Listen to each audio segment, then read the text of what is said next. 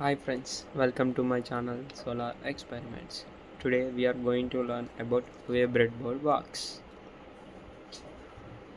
By observing here, these terminals work. These are connected internally vertically. There is a rail under these holes which is connected vertically. If you wanted to connect any 5 of the wires, you can place them vertically in these terminals. And top you can see these are horizontally connected. And this is the separate track and this is there is no connectivity in between these two tracks. And the main thing you have to remember, after 5 boxes, like see 1 2 3 4 5, after fifth box there is a discontinuity.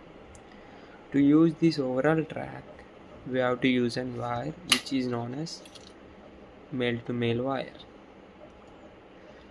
From one of the fifth box to another sixth box, if you connect them, this is ready. The overall track is ready to use, and only this track works.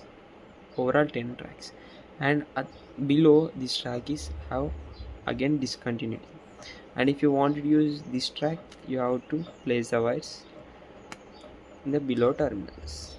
Now you can use this overall track and this gap, and for this track and this track there is a discontinuity. That one is this. You can use only this A, B, C, D which are connected vertically. Again F, G, H, I, J are connected vertically. From E and F there is a discontinuity. And if you are doing any projects and checking the experiment whether it is working or not, the best choice is breadboard. And my advice is all the positive terminals should be connected to here, and the negative ground should be connected here, which is easy to connect, and the circuit looks very good.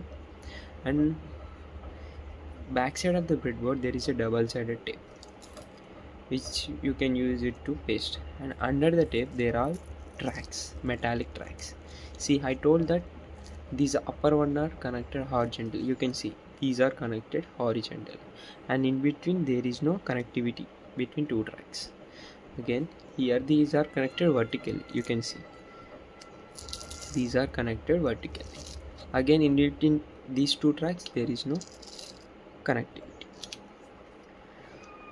And if you are if you know about the breadboard, if you don't have any components and you want to test an experiment, the best thing you can do is use Tinkercad or Multisim to simulate your experiment. And if you simulate, if it works, then you can buy the components. You can do the experiments on the breadboard or zero PCB. These are known as male to male wires, which is we used in this breadboard to connect the components. Thank you for your time.